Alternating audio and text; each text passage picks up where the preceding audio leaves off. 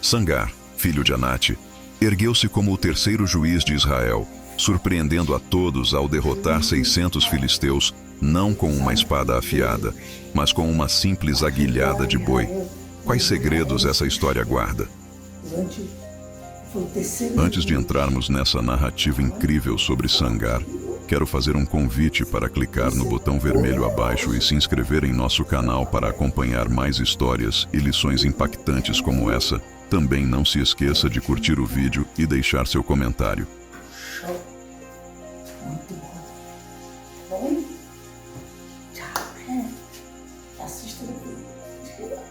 Para entender a grandiosidade de Sangar, devemos mergulhar no contexto turbulento da época. Israel vivia um ciclo incessante de desobediência, opressão, arrependimento e libertação. Sangar emergiu em um momento crucial, quando o povo ansiava por libertação da opressão filisteia. Sangar, filho de Anate, não foi apenas um nome na lista de juízes, mas um líder destemido que desafiou as expectativas. Seu ato notável de derrotar 600 filisteus com uma aguilhada de bois não apenas libertou Israel, mas também desencadeou uma série de eventos que moldariam o destino da nação. O significado do nome Sangar permanece envolto em mistério, mas sua escolha de uma aguilhada de bois como arma não é aleatória. Essa vara, usada para conduzir o gado, tornou-se símbolo da criatividade e determinação de Sangar. Quais lições podemos extrair desse ato aparentemente simples? Sangar nos ensina lições atemporais. Sua coragem e determinação destacam que, mesmo diante de recursos limitados, podemos ser instrumentos de mudança. A confiança em Deus, a capacidade de utilizar recursos disponíveis e a liderança corajosa são virtudes que ressoam em sua história. Ao liderar um ataque surpresa contra os filisteus, Sangar não apenas eliminou uma ameaça iminente, mas também demonstrou que a libertação muitas vezes requer ação ousada. Seu breve período como juiz foi marcado por uma ousadia que ecoou na história de Israel.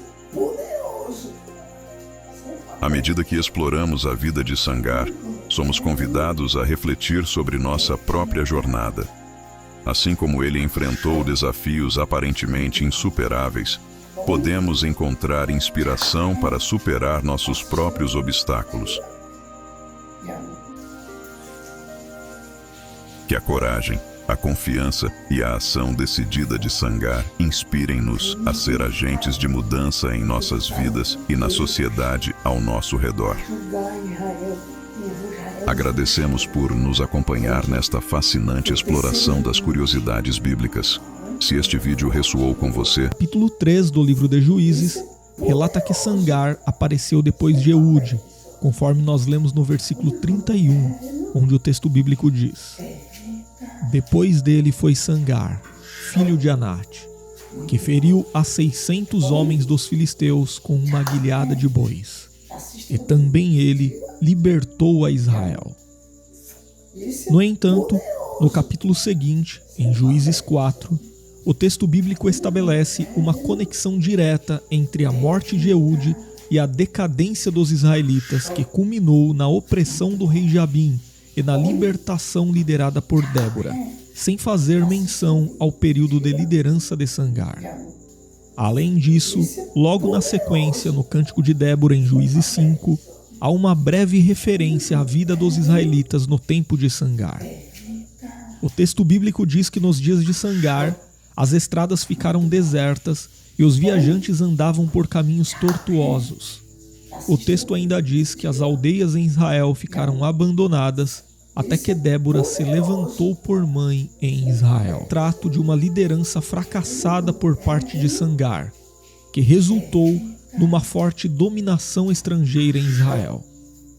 Mas a maioria dos estudiosos do Antigo Testamento geralmente tem abordado esse quadro apenas como um indicativo de que Sangar julgou a Israel por um período de tempo muito curto, em algum momento entre o fim da vida de Eude e o aparecimento de Débora. E dessa forma, a breve liderança de Sangar não conseguiu mudar de forma significativa a vida dos filhos de Israel. E tão logo, a imoralidade e a idolatria tomaram conta novamente da vida do povo. Mas, no geral, é mais honesto admitir que, de fato, a Bíblia não traz muitos detalhes sobre a liderança de Sangar. O texto bíblico simplesmente diz que Sangar lutou contra os filisteus e, com uma guilhada de bois, ele conseguiu matar 600 soldados inimigos. Inclusive, o embate entre Sangar e os filisteus é o primeiro no texto bíblico que mostra esse povo como um inimigo implacável dos israelitas. Antes disso, é verdade que os filisteus já são citados na Bíblia em contato com a família de Abraão. Mas na sequência da história bíblica, nós lemos como os filisteus causaram muitos problemas para o povo de Israel. Inclusive, dentro do próprio período dos juízes, o embate entre os filisteus e o juiz Sansão é um dos mais conhecidos da Bíblia. E depois, durante a monarquia em Israel, os filisteus chegaram a contar com guerreiros de grande estatura, como Golias, para amedrontarem os israelitas. E em seu tempo, Sangar enfrentou esse povo hostil com uma guilhada de bois. E o fato de Sangar ter usado essa guilhada de bois tem feito alguns estudiosos a imaginarem que ele era um camponês. Para quem não sabe, a aguilhada de bois é um tipo de vara com ferrão em uma das pontas, usada para conduzir bois.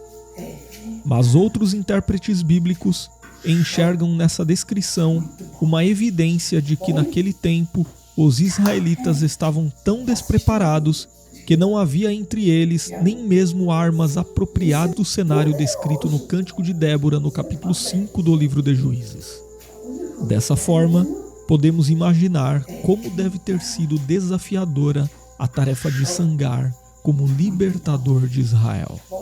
Não se esqueça de curtir, compartilhar e se inscrever para mais conteúdo.